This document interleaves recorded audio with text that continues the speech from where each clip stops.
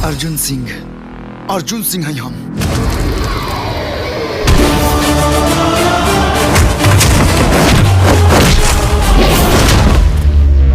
हम तोरा से बहुत प्यार करेनी बुद्धू।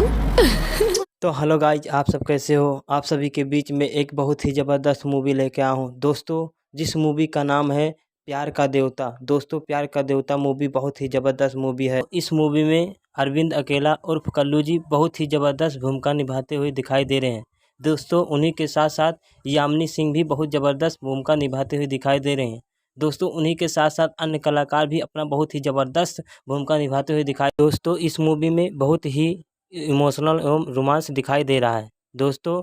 आप सभी को यह वीडियो पसंद आए तो लाइक शेयर कमेंट जरूर करें दोस्तों। उन्हीं के साथ साथ हमारे चैनल को भी सब्सक्राइब करें ताकि आप सभी को रोज़ न्यू मूवी का अपडेट देते रहें।